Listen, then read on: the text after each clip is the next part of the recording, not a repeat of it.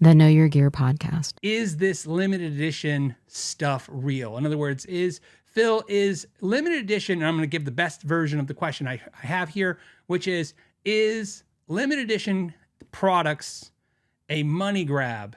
And or is it real? Okay, like, are they just making artificial, hype, artificial FOMO, fear of missing out?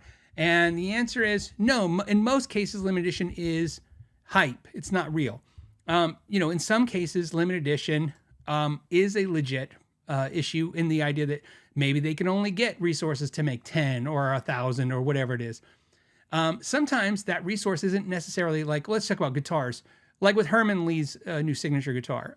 Obviously, I don't think there's an issue getting mahogany or maple to make the guitars. I don't think there's an issue getting Goto bridges for the bridge or Fishman pickups. So there's component-wise, I don't believe there's anything in the Herman Lee signature guitar that is so unique that PRS can only get 200 pieces of that material to make the guitar. So making it limited is not a restriction by the materials. Another thing to point out is an interesting fun fact is the Herman Lee guitar case, which is the PRS case, fits a real PRS custom 24, standard 24 as well.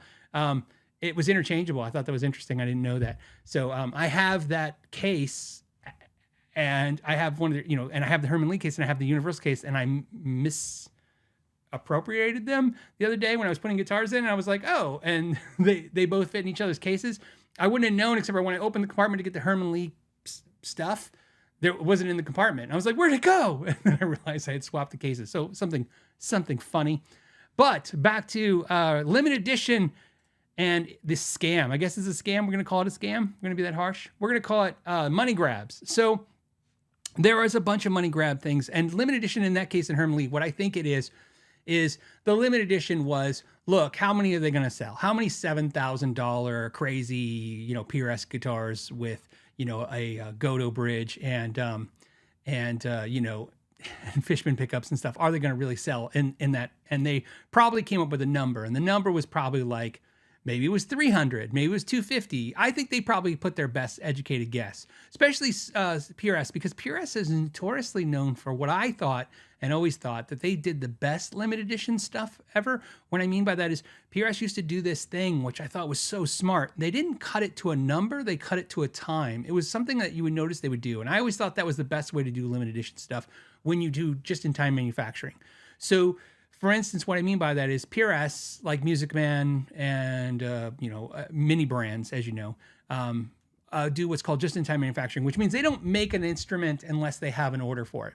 So PRS is not going to make a Herman Lee signature guitar unless somebody ordered it. Somebody being a dealer, not a customer, right? Not the end user, the customer, the dealer being the customer. So if they get 200 orders, they make 200 guitars. They used to do it like, hey, we're taking orders for this guitar for the month of, let's say, July. And so if they got 1,000 orders, that's how many they made. On August 1st, they were like, that's the end of it. More are going to be made. And so I always thought that was really a fair way to do things, because then that way you really know what the market can hold. Because one of the things that I hate about limited edition is it creates a stock market kind of vibe on product. In other words, like, they could have sold 400, but now because they're only selling 200, now people are gonna, start scalping and selling them for a premium. And I actually believe that's intentional for a lot of companies to want that.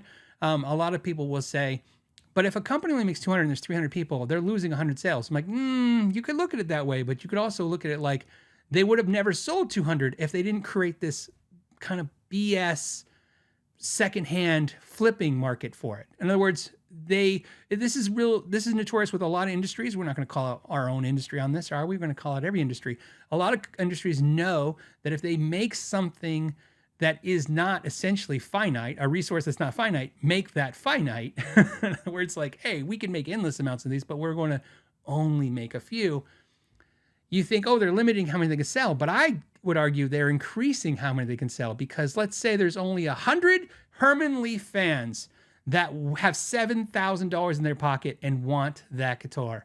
And so they will sell 100. So how do you get it to 200? Well, you create 100 people who think, I'll buy one of these, put it away and sell it for 10 grand. And their whole point is to make more money, right? And that's exactly what I think happens all the time in a lot of industries. Beast Rich 8581 says performance cars, for example. Yeah, look. I just watched the Beanie Baby movie, and that's basically what they called the Beanie Baby bubble. Say that twice as fast. The Beanie Baby bubble. So they said that basically, they've created this artificial demand by Beanie Babies for Beanie Babies by restricting how many they made, and then when they finally opened up the floodgates, it all came crashing down. So yeah, there's a little bit of that in that game for sure when it comes to limited edition. I'm not a big fan of that. Like I said, I think the best way to do limited edition is to open up, whether you're direct to consumer or direct to the dealers. I think open up a time window and say, hey, anybody who's interested in this, put in your orders and we'll make them. But there is a second half to that story that I would be remiss if I didn't tell you, which is sometimes the scarcity is really how much time do you want to allocate to this when you have other things to do, okay? So a perfect example of that is a story that I don't know if it's 100% true, but it's a rumor that's been around for a long, long, long time, and it revolved around Mesa Boogie. Mesa Boogie made an amplifier called the Blue Angel, and I remember this amp came out, and it was really kind of like a more affordable Mesa Boogie, and the rumor was that the amp did so well that Mesa Boogie discontinued it. And then you're like, well, wait a minute. If it did really well, why'd they discontinue it? Well, the rumor was they discontinued it because they were selling more of those than some of the higher priced, higher profit amplifiers. So they're creating a problem for themselves. This is a problem I've seen happen to some personal friends where they finally get into the big box stores, let's say the Guitar Center, the Tome, and the Sweetwater, only to find out that they have a new burden. And the new burden is that those companies are putting an order for 100 of their pieces or 1,000 pieces at a 30 to 40% discount from what they sell direct to consumer. And now they're putting their customers, direct customers, on hold to fill these orders at a discount. So you can imagine they have employees and they're like, oh, I need to hire more employees, but my employees are busy building things that I don't make as much money on. So there is a cannibalized sales aspect. Thank you for that, Michael Rockwell. It's a good way to put it. Cannibalizing sales is the perfect way to put that. There is that factor that they have to worry about. So limited edition could have a reason that way. Like I said, it's not resources. It's not trying to create an artificial sales environment. It's just physically like we can't create a problem for us. And also limited edition also works as a marketing tool. Come on, man. Are you really going to talk about the Herman Lee guitar if it wasn't dramatically different and crazy high priced? That's kind of part of the appeal of it, was like, what? This is such a crazy thing. Let's talk about this. And there's a little bit of that. And I think that is. Now, of course, I have a theory, and I've said this before, when it comes to Gibson, Fender, PRS, you name the brand, especially those three, where they tend to always do this, like obviously Mesa Boogie, or not Mesa Boogie, sorry, I was thinking of Gibson and Mesa Boogie. Gibson did this with, the Kirk Hammett guitars, and stuff. It's like, hey, let's make a really expensive guitar that no one really can afford, and everybody's going to want it, but they can't afford it. And then, we have a more affordable version next month. And you're like, oh, how convenient that worked out, right? But maybe the affordable version, you wouldn't have primed the pumps, so to speak, if you didn't have that unobtainium guitar to get. Plus, if you know the term anchor pricing, where you kind of, when you're trying to sell something to somebody, you say you anchor them to a price, right? So if you say, hey, this guitar is $12,000, but I can make this $6,000. In your mind, I just cut the guitar price in half. But what if I made up the $12,000? It's not real.